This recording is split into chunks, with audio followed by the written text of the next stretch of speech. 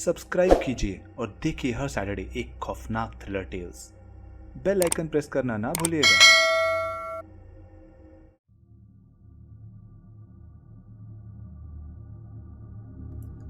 Friends, आप तैयार हैं थ्रिलर टेल्स के लिए? मेरी एक कहानी मेरी एक ऐसे एक्सपीरियंस की है जो बहुत टेरिबल था। मेरी पहली नौकरी लगी थी। मैं खुश थी, पर मेरी माँ वो थोड़ी सैड थी। एक्चुअली मेरा ऑफिस दूर था, तो मुझे शिफ्ट करना था एक नए शहर, नए घर में। मैं एक्साइटेड थी।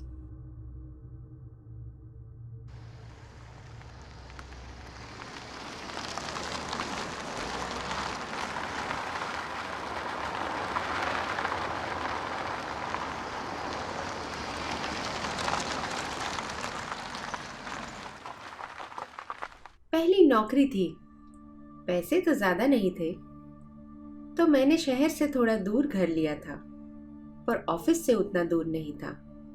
घर थोड़ा पुराना था, पर मुझे कौन सा लंबा रहना था। साल भर गुजारूंगी यहाँ, बस ऐसा सोचा था।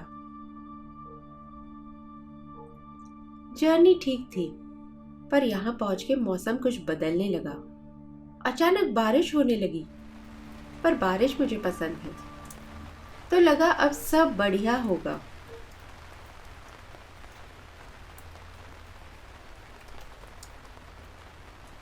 उस दिन मैंने अपना सारा सामान लगा लिया। ये छोटा सा 2 कमरों का ही घर था। देर नहीं लगी। मैं काम निपटा के हल्का सा बैठी ही थी कि अचानक दरवाजे पर दस्तक हुई। कौन होगा? मैं तो किसी को एक्सपेक्ट नहीं कर रही थी। कोई मुझे नहीं जानता। हाँ, शायद पड़ोसी होंगे।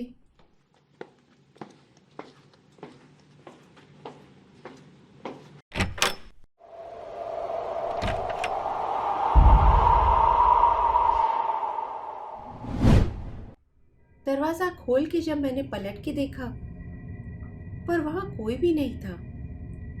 तो फिर वो दस्तक की आवाज मैंने अच्छे से सुनी थी। मैंने फिर उस बात को नजरअंदाज कर दिया। शायद अपनी थकान में गलत सुना होगा।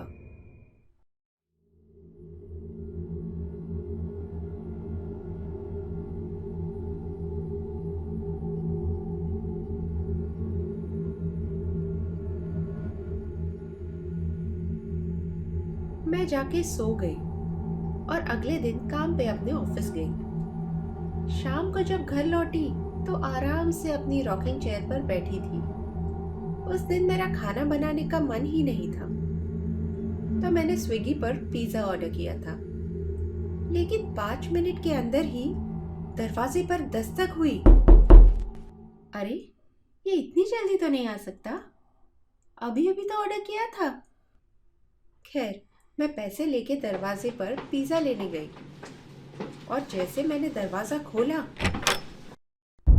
कोई नहीं है। मैंने थोड़ा बाहर निकल के आसपास देखा, पर रोड पर दूर दूर तक कोई नहीं था। एक अजीब सी शांति थी। ऐसा कैसे हो सकता है? मैंने घर आके दरवाजा लॉक कर दिया। अजीब था। मैंने अपना ध्यान हटाने के लिए कुछ मूवी लगाई ताकि मैं डिस्ट्रैक्ट हो जाऊं। ओह नो, हॉरर मूवीज नहीं प्लीज। मैं हमेशा से ही डरपोक थी। भूत की मूवीज से मुझे डर लगता था। मैं सोचते सोचते टीवी देख रही थी, पर अचानक फिर से वही दस्तक हुई।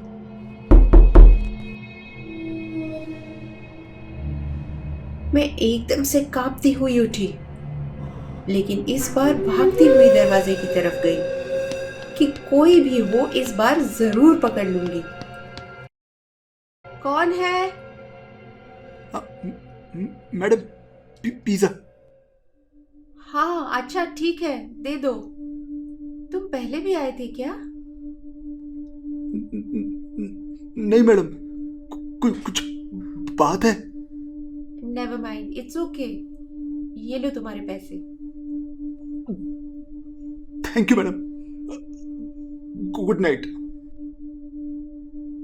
मैंने आधा पिज्जा खाया, मूवी खत्म करी और सोने चली गई।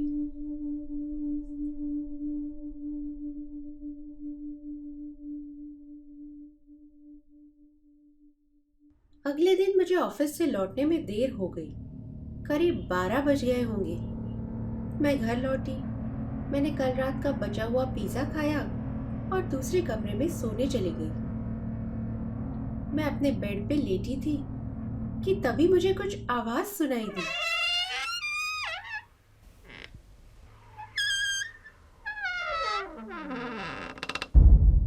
ये आवाज कैसी? क्या मुझसे दरवाजा खुला रह गया? क्या कोई अंदर आया? मैं बहुत डर गई थी। समझ नहीं आ रहा था कि क्या करूं। मैं चुपचाप अपने बेड पे बैठी रही। फिर तभी एक और आवाज।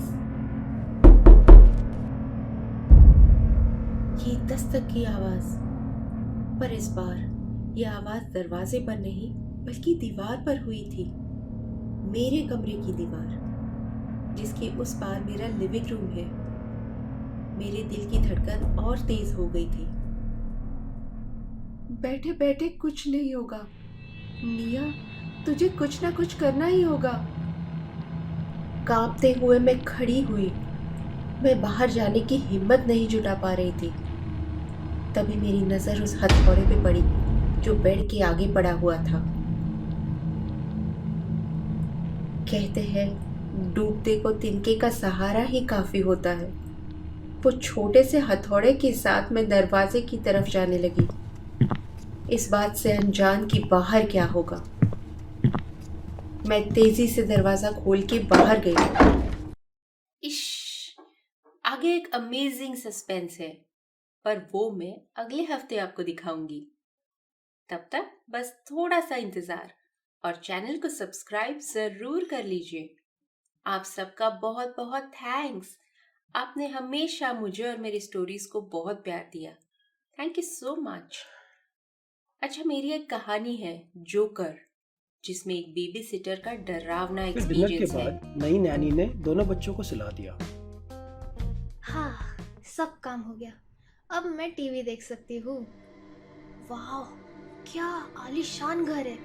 बहुत अमीर होंगे ये लोग। वाह, ऐसा झूमर तो सिर्फ फिल्मों में देखा है मैंने। और ये कारपेट। उसे अगर नहीं देखा हो तो जरूर देख लीजिए। फिर मिलते हैं अगले हफ्ते इस स्टोरी के नेक्स्ट पार्ट के साथ।